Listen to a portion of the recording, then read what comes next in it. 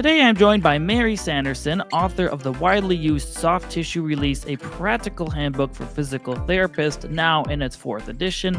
Mary Sanderson is a specialist in soft tissue therapy and has been a senior instructor for the London School of Sports Massage since 1994. She has run her own private practice in St. Leonard's-on-Sea in the United Kingdom for over 25 years, treating a wide range of clients, including elite athletes, musicians, and performers. Her book is a go-to guide for both the therapy and hands-on techniques that make soft tissue release a valuable tool in practice. Well, thank you, Mary, for joining me today. Thank you for having me. So we are going to be talking about soft tissue release, which you are an expert in, I would say, since you've written a whole book on it.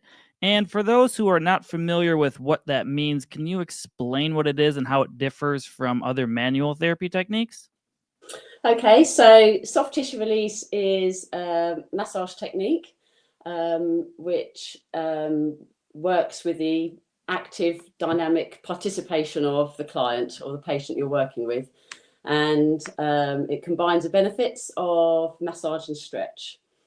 So where you might massage a muscle or you might stretch a muscle, soft tissue release combines the two. So you apply pressure in the muscle, maintain the pressure as you stretch.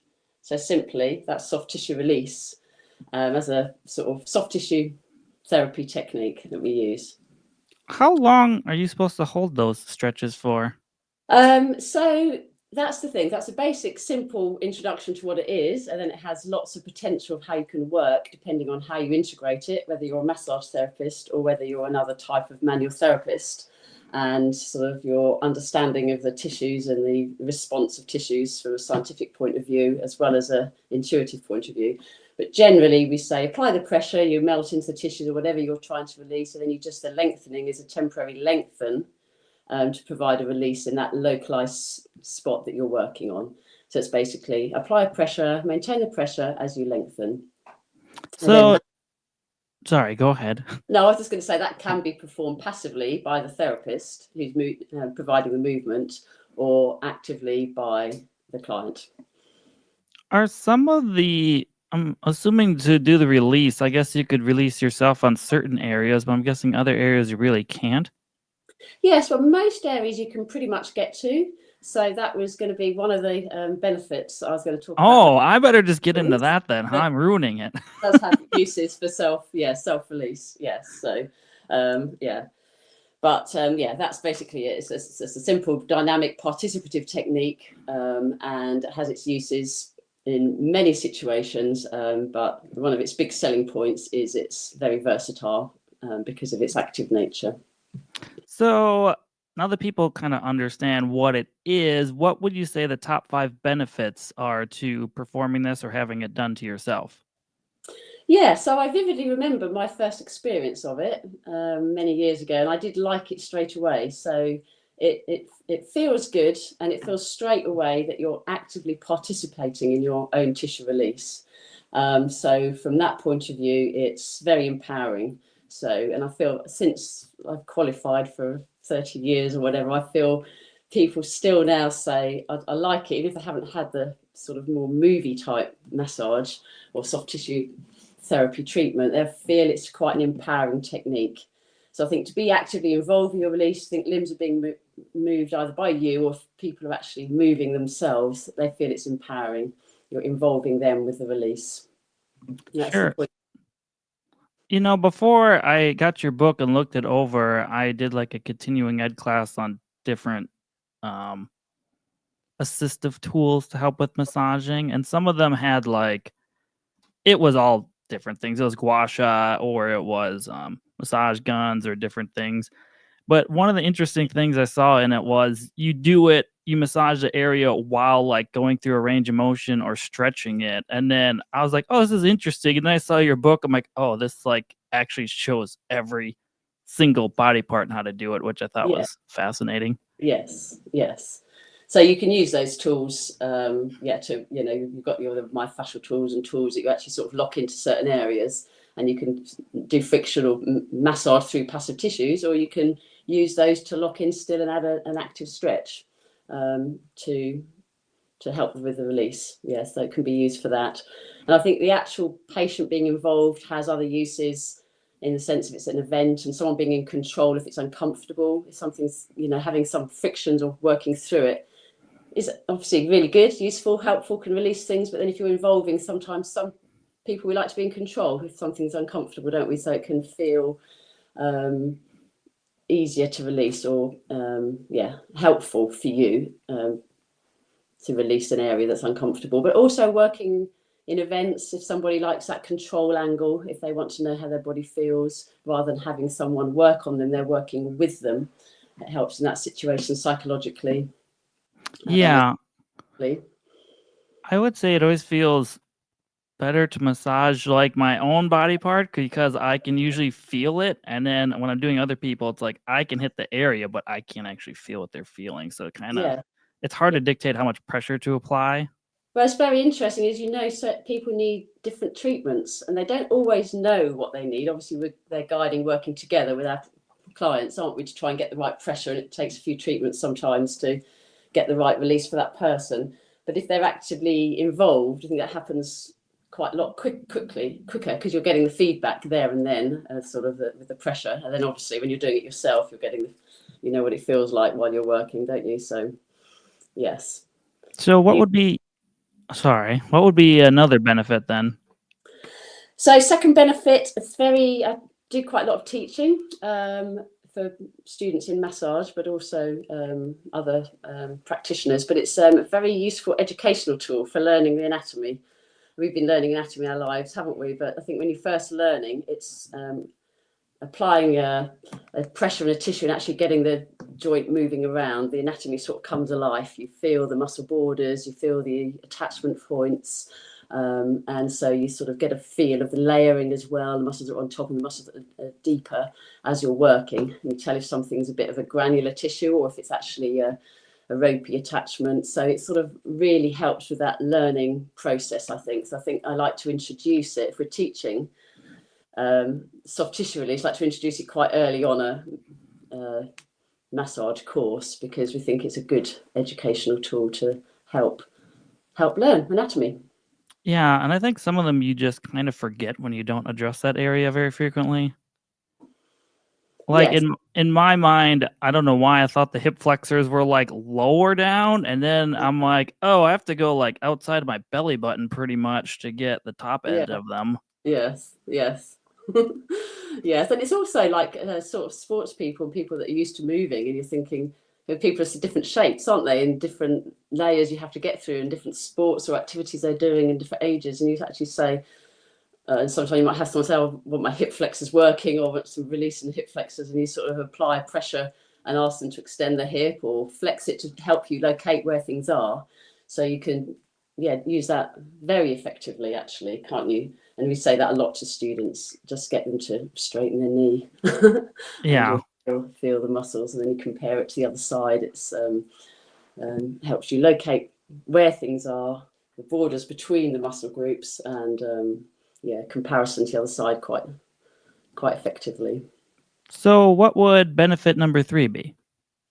Number 3, I have it's fast and it's effective.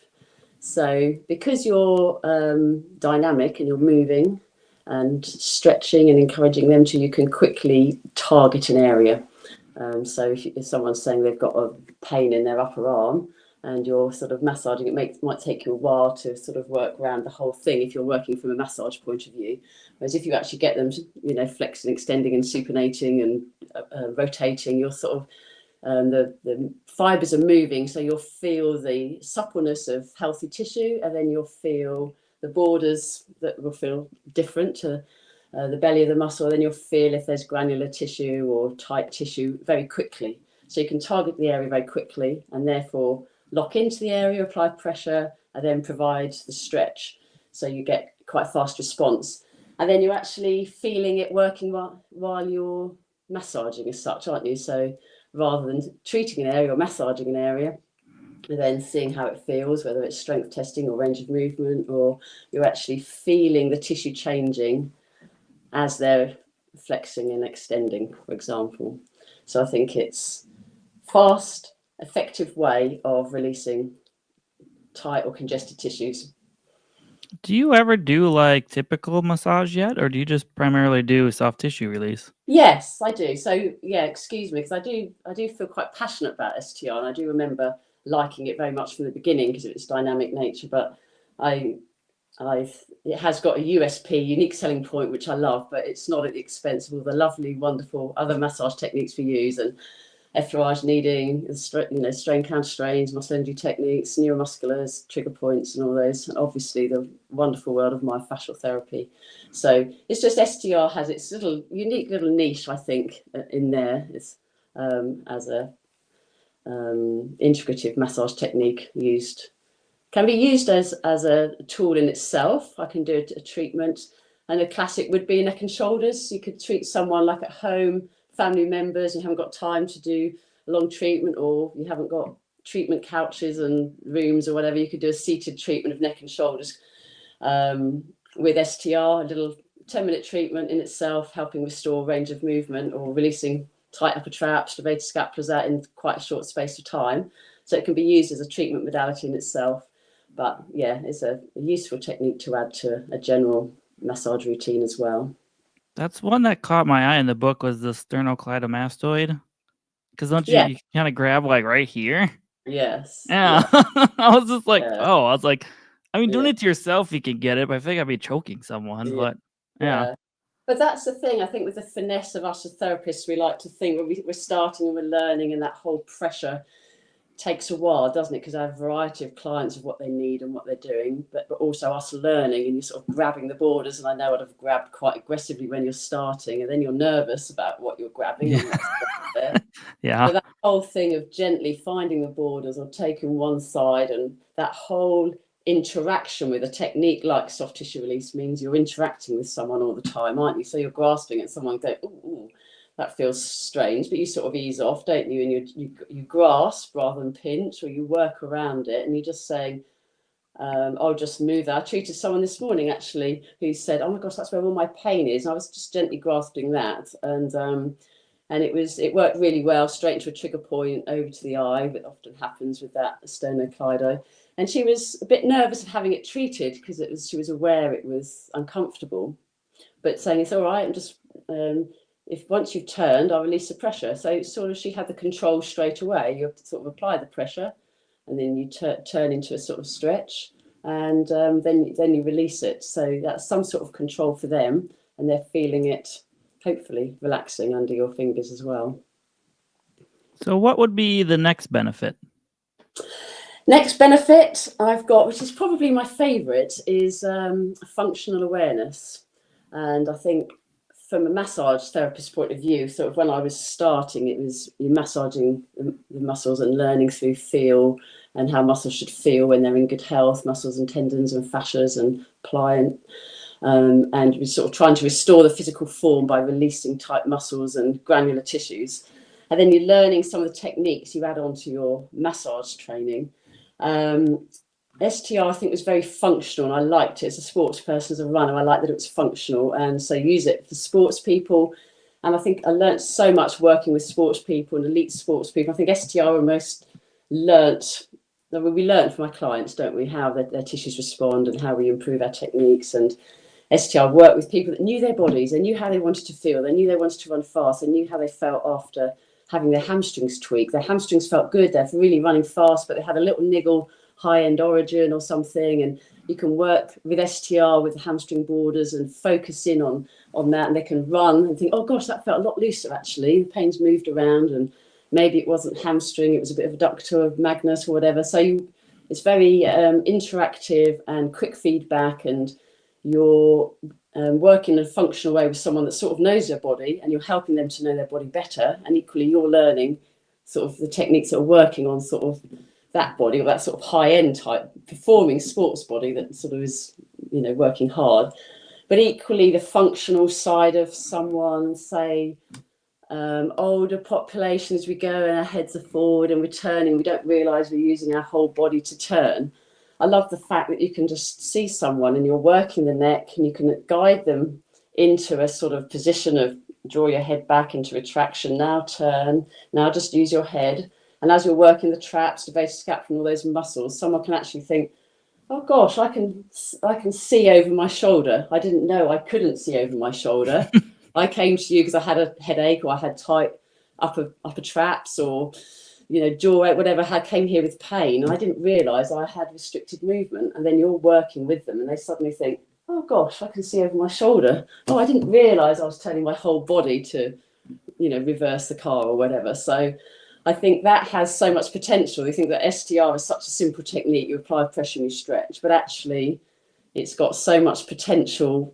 The more you know about the body and movement, range of movement, and you can actually really help someone to understand their body and work with them, and become part of their rehabilitation almost as you're treating them, because they think they didn't know their head was forward, and you can sort of help position them as you then get them to move.